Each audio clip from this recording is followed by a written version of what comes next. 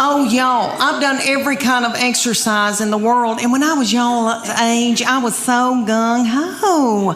And I wanted to go and do, and I wanted to be firm and tone. And then one day I just said, I don't care. But, and that's a good feeling too. But when I was y'all's age, I was big into CrossFit. Do y'all have CrossFit here? Ooh, I hope y'all don't end up in a boot. All right. It is bad mamma jamma. And it came to Knoxville, and these young boys in their early 20s opened it up, and they were darling. And they both had little fannies that looked like baseballs. And I wanted my fanny to look like a baseball. So I got my good friend Becky. Becky and I joined CrossFit together. For those of you who don't know, it's like military moves, push-ups, pull-ups, that kind of thing. They'd put a big tractor tire in the parking lot, and they'd set Becky in it, and I'd pull her across the parking lot while she held her purse. Well, these boys came to us one day, and they said, hey, we're going to have a contest, and whoever wins it gets 3 months of free training. And it's going to be for the women and for the men. It's going to last 10 weeks. We're going to take your before and after picture, and then the whole gym's going to vote on whose body has changed the most. And we were like, yes. So one day, we show up, didn't know it was picture day. I had on a horrible-looking sports bra that had lost all of its support, and I should have bizzed it the night before. It had a gray tint to it, and it really wasn't gray, it was white. And if I'd have known it was going to be picture day, I'd have gotten a spray tan. But anyway, they said, take your top off to me and Becky, and they go, just leave on your sports bra and your spandex, and we're going to take your picture. And I was like, whoa, wait a minute. And I didn't want those little boys to not ever want to marry and have children. So I said, Becky, me and you, we're going in the back. I said, I'm taking Becky's picture and she'll take mine. So we went in the back room, and Becky went. And I said, what are you doing, Becky? Don't you want to win this thing? I want to win it. So I took my spandex and shoved it under my stomach and went.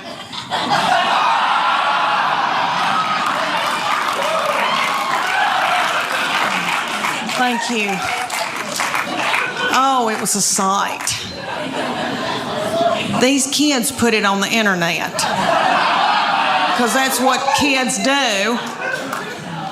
So if y'all Google it and you see this poor woman with her head cut off with these 2 feed sacks, oh, it was a sight. But what they said, they go, okay, and when I saw that, I thought, oh my gosh, you are what you eat, and I look like a big bun, is what I look like. But they said, you're going to eat paleo, and it's what God put upon the earth to sustain us. So if you can run it down and kill it, dig it out of the ground, pick it off of a bush, you can eat it. So that's lean meats, fruits, vegetables, nuts, berries, and seeds. That's no grain, no dairy. When's the last time any of y'all ever got off of white flour? Anybody? Oh, and you still can yell. Okay. Good for you. Oh my gosh, I had the shakes. Becky and I both were shaking. We drank a bunch of coffee. Then we had to have our teeth whitened. Anyway, my husband said, you are so hateful. Will you please eat a piece of white bread? I mean, it was awful. I mean, oh, how horrible if somebody had to get off of heroin. I mean, and I don't know what that's like, but I watched Shaft when I was little, and I remember it being a booger when somebody had to get off of heroin. This felt similar. It may not have been.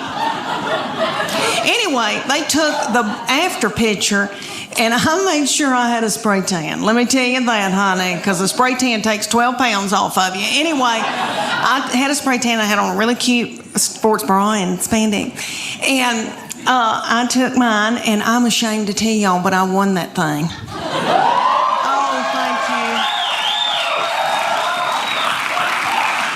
Thank you. I'm so ashamed that y'all are giving me that love. I know y'all are thinking, So they said, for 10 weeks, you're going to do CrossFit 3 days a week, and you're going to do the Paleo diet.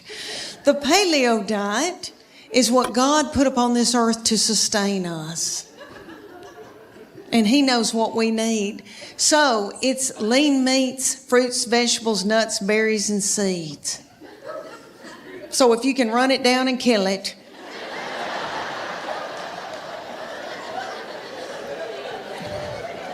dig it out of the ground, pick it off of a bush, you can eat it.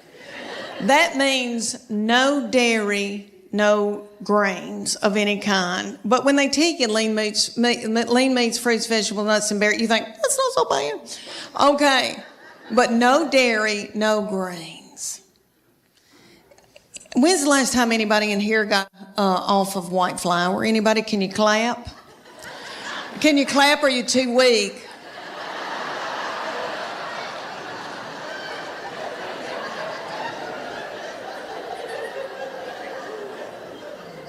Anybody here been hooked on heroin? Anybody? I've never been hooked on heroin, praise God, but I was raised watching Shaft. I don't know if y'all watched that when y'all were little on TV, and they would always have somebody getting off of heroin. It looked like a booger. It looked like an awful booger. And I'm not trying to belittle that, but I'm telling you, I shook getting off of sugar and white flour. I was drinking coffee 24 hours a day. My teeth got yellow. I had to have those bleached. My husband said, "You are so hateful. Will you please eat a piece of white bread?" But Church of God Beacon, I did it, honey. We did it. And I mean, then they took our after picture. It took, 10 weeks later, and I did not lose that much weight. It was like 8 or 9 pounds, but my body turned into somebody else's body, honey. And it was pretty cute. And I leaned out and I thought, oh my gosh. And so then they took our after picture, and I made sure I got a spray tan. And I had a really good bra on, and I took that picture. And I'm ashamed to tell y'all, but I won that competition. No, stop. I don't deserve to be applauded. I know y'all are thinking, oh gosh, Leanne, that's wonderful, but what happened? What happened, Leanne? I'll tell you what happened. I did okay for about 3 weeks, and then I spotted a tortilla. That's what happened. The reason why I'm so in love with him, he's an old soul. Have y'all ever known anybody that was just born an old soul? He was born an 80-year-old man. All right, let me tell y'all why I say that. He has had a garden since he was in middle school. He has just always loved to learn and had all these nifty things that he's been into. Like, he raised chickens. He was in Berry College. They have enterprises, business enterprises, and he started the cage-free egg enterprise. He raised 200 chickens while he was in college. Do y'all want to know what I was doing at the University of Tennessee in the 80s? I mean, let's just get it out of the way. Have I made out with anybody in here? Anybody?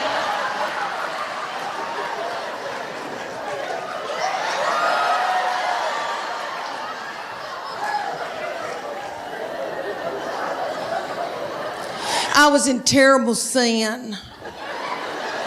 And I was down at Gabby's on the Strip.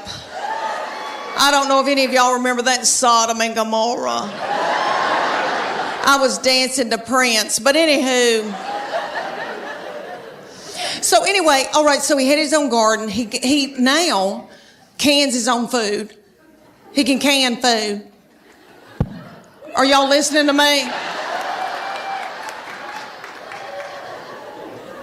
He loved gospel bluegrass in high school. Honey, that's his favorite music that he loved. So I brought him to Dr. Ralph Stanley. I don't know if y'all remember Dr. Ralph. He just passed away, 90-something years old, godfather of Mountain. So I brought my son to the Bijou to see him. They propped little Dr. Ralph up on stage.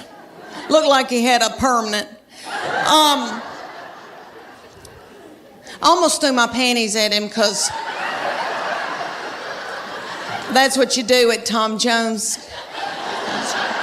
Anywho, so we're sitting out in the audience while Dr. Ralph's up here singing, and I thought, how many teenage boys are listening to this? Gospel bluegrass. What are they listening to? Real teenage, all right, Walk a Flock of Flame. Rihanna, Lady Gaga, all that nasty goings on. I thought, wouldn't it be funny if I had to yell at my boy, turn that gospel bluegrass down?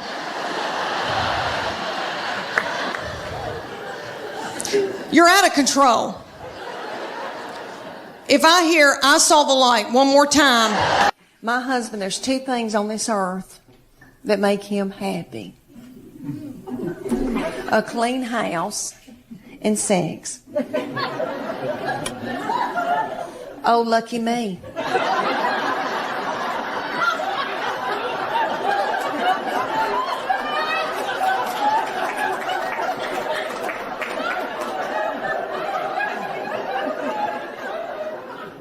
I like a clean house too. But I'm too fun to clean. I want somebody else to do it, So to make my husband happy, I got to where I would just pour bleach in certain parts of the house.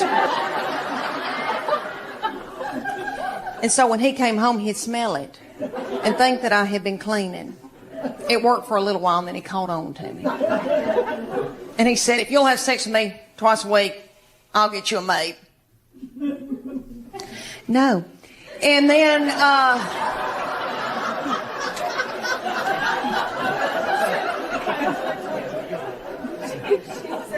he said, well, if you don't start taking care of my needs, I guess I'm going to have to get a girlfriend.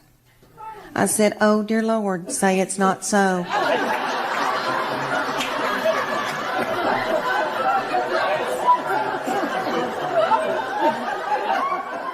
I said, well, make sure that she's stout and that she can mow because I need some help.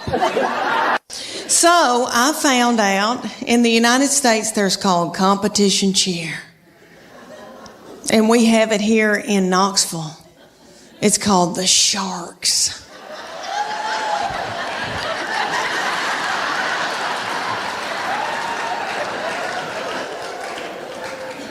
Premier Sharks. So I dropped her off so that she could audition or try out or whatever you call it for that. And she came out, ended up making like a bad Mama Jamma squad because all the little children her age came up to here on her, and somebody's got to throw them up in the air.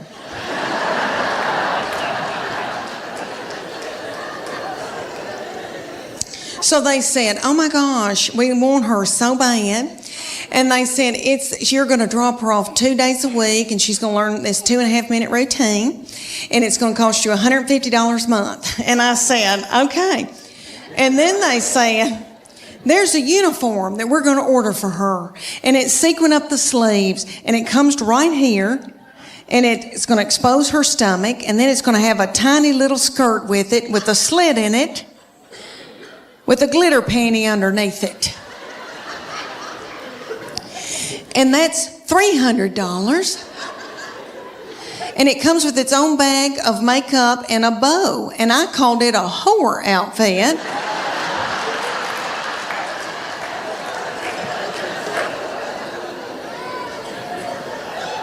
And that little bag of whore makeup made all the little children look like whores together.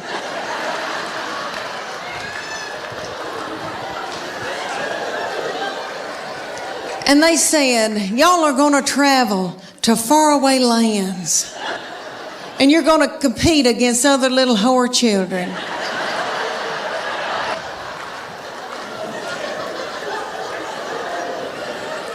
So we drove to Atlanta and Cincinnati and places like that. And we drive up to a big coliseum that would be pitch black in it.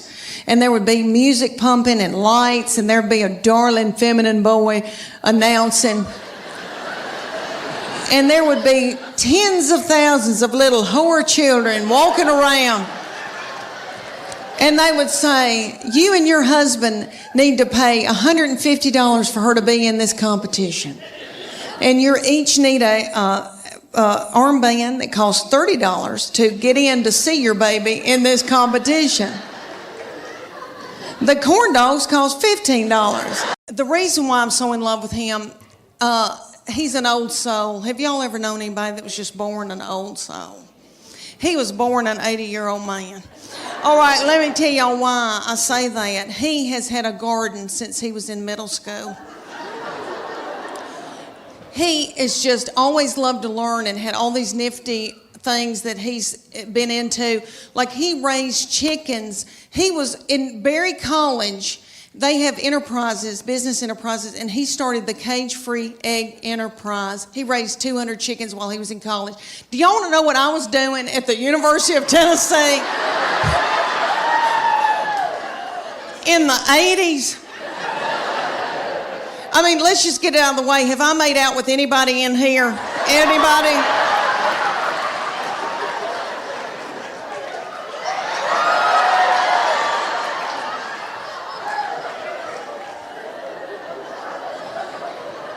I was in terrible sin.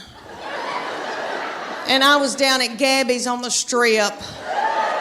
I don't know if any of y'all remember that Sodom and Gomorrah. I was dancing to Prince, but anywho. So anyway, all right, so he had his own garden. He now cans his own food. He can can food. Are y'all listening to me? He loved gospel bluegrass in high school. Honey, that's his favorite music that he loved. So I brought him to Dr. Ralph Stanley. I don't know if y'all remember Dr. Ralph. He just passed away, 90-something years old, godfather of Mountain. So I brought my son to the Bijou to see him. They propped little Dr. Ralph up on stage. Looked like he had a permanent. Almost threw my panties at him because that's what you do at Tom Jones. Anywho, so we're sitting out in the audience while Dr. Ralph's up here singing, and I thought, how many teenage boys are listening to this? Gospel bluegrass. What are they listening to, real teenage? You know, all right, Walk a Fluck a Flame. Rihanna, Lady Gaga, all that nasty goings on. I thought, wouldn't it be funny if I had to yell at my boy, turn that gospel bluegrass down?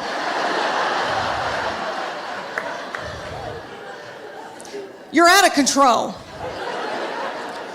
If I hear, I saw the light one more time. Okay, let me tell y'all that my middle one, we go and get spray tans together. And I love them, and I feel thinner in them. If you're going through a hard time, go get a spray tan. Makes you feel like a movie star. Okay, well, we went the other night, and this is the difference for you young mamas out there. Like, women going like in your 20s and 30s and even in your 40s when you still are, you know, have life left in you. Okay, there's something happens to you when you're in your 50s, and it is wonderful. You don't care, okay? You don't care about anything. All right. We go to get a spray tan, and y'all know about Snapchat. There's a thing called Snapchat where you can video somebody and send it to your friend. Okay. Or send it out to the world, I guess. All right. I'm completely naked with a plastic bag on my head. In the spray tanning thing, and it's like a car wash. It does this. And then you do. And then you do. And then you do. Okay. And when it's cold outside, it feels like needles going in you. It's so cold. Oh, that's awful. But anyway, she started filming me on Snapchat, completely nude. Now, in my 30s and 40s, I would have been hysterical, and I would have been in a bowl, and I would have been so torn up. In your 50s, at first I was like, and then I was like, I don't care.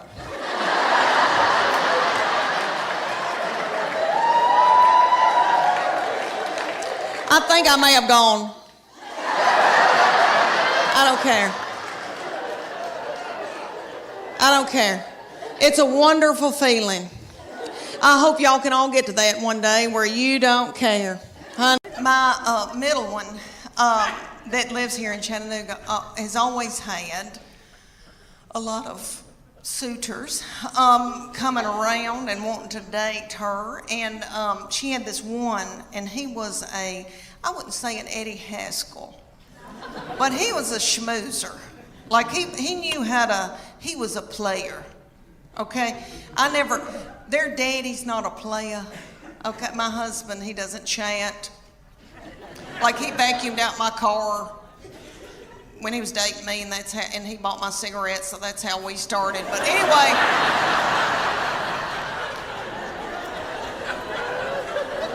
it was the 80s. But anyway, the young people call it player, some fast-talking boy. She had this fast-talking boy coming around, and he would say to me things like, "Miss Morgan, you look beautiful today." And I was like,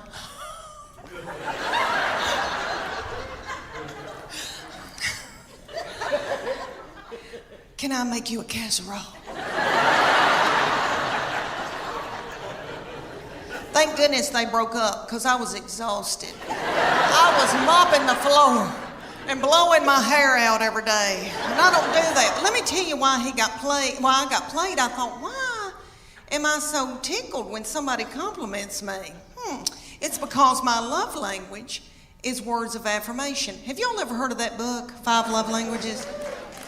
It is wonderful, and it works. It's the real deal. My husband and I went on a Sunday school class retreat when our children were little, and we watched this little frail man talk about it. Okay, and it was on Oprah, so it's real. But anyway, what it is there's 5 love languages, and you get the book, you read the book. Well, you don't really. I don't read the book. But anyway, you take the test, and it tells you what your prominent love language is out of those 5, and it tells you what your partner's love language is. So then you can go home at night and feed your partner their love language, and they can feed you your love language, and then your love tank feels full.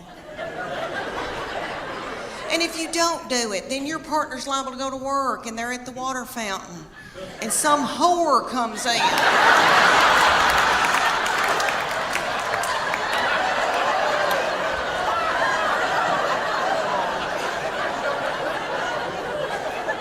And feeds their love language. And then they feel a tingle.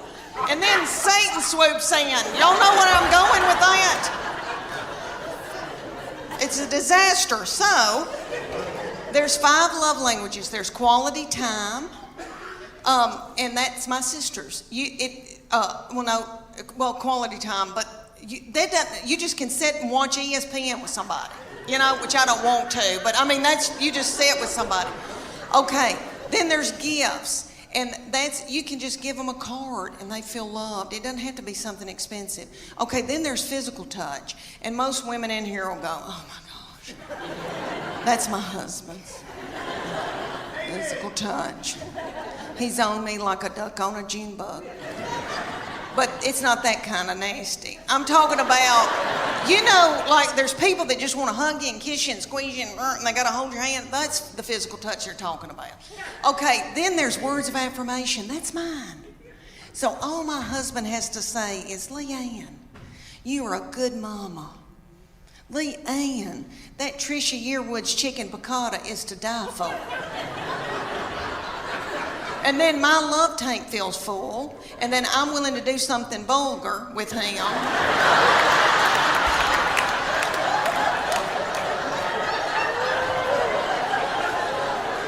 And then he gives me money to get my hair highlighted. So you see how it all works out. So his love language, the 5th one, is acts of service. So I have to go and build a set of shelves in the garage for him to feel love. He came to me in, he was in middle school or high school, and he's very spiritually mature, has always been. I didn't do it. Their daddy didn't do it. God did it. But we call him our little Billy Graham. But anywho, so he was dating a little girl, and he came home, and I said, what y'all been doing? And he said, we've been watching a movie, and we were kissing. I said, oh, that's normal. That's okay. But I said, baby, before you know it, one thing can get out of hand. You got your arm around somebody, and then you got your hand on her leg. Things can get out of control. He looked at me like I was crazy. And he said to me, Mom, I've prayed about this. Nothing like that's going to happen. And I know he meant that. And all I could think of to myself was some of the nastiest things I ever did.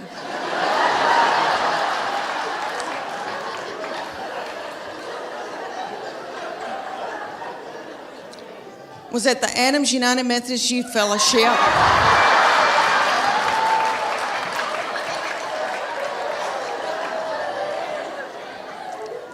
On a hayride. I don't know what it was about hay that set me on fire. I wish it did now. I could get a new purse out of that. Do y'all know what I'm talking about? Youth groups. And we've all, here in the South, we've all been raised in church, Did y'all ever go to a lock-in? What little fool came up with that?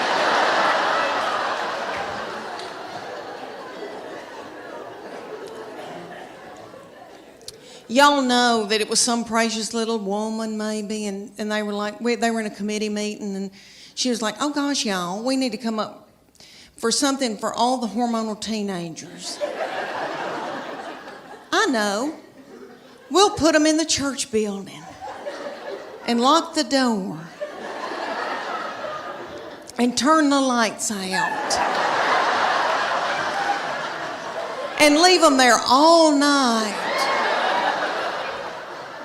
Brownies in the trash?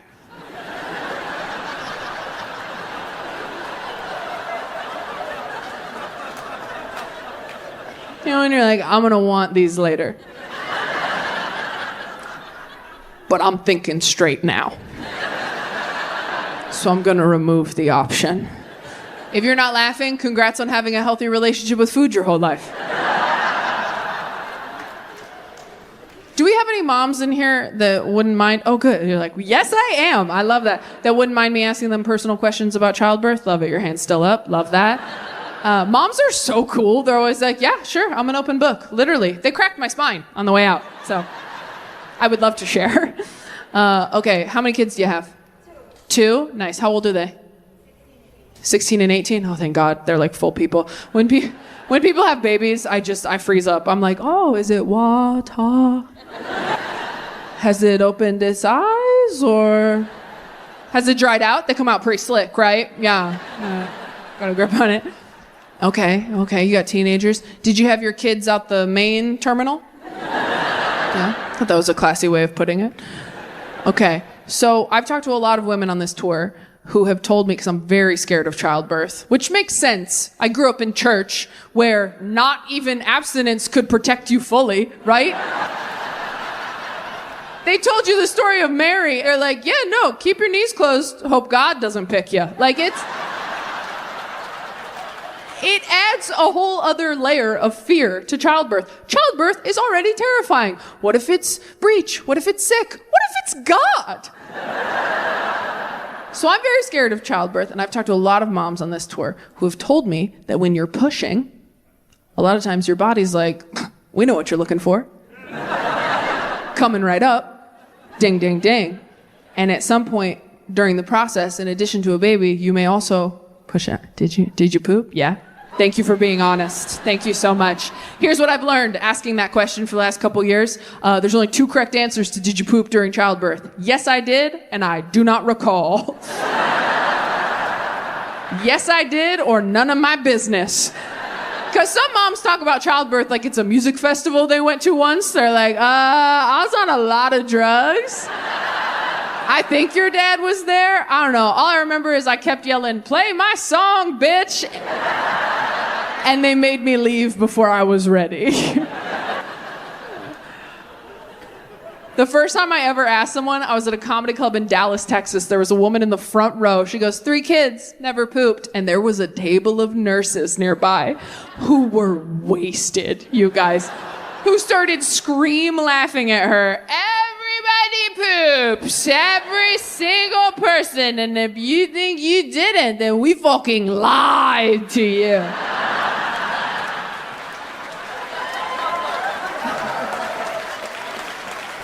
And I had to watch this whole woman's world change. It was like the Truman Show. I felt so bad. I was trying to save the vibe in there. I was like, hey, babe, don't feel bad. Even if I, airlift mine out, I'm going to poop on that table just to show him who's boss, right? I was supposed to do like an episode of Glee. And I just sort of mentioned it. Like, oh, by the way, I think I'm going to date women now, too. And they were like, okay. Like I said, I was vegan or something. Like, okay, we'll see how long that lasts. You need iron, bitch. Like, they were not... They really accepted it once I had my first girlfriend. I started dating this girl who was so hot. I was like, oh my God, am I Pete Davidson?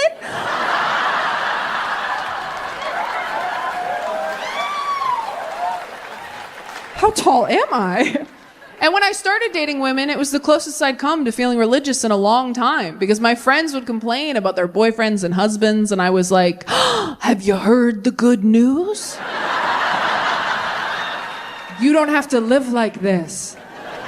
There's a better way.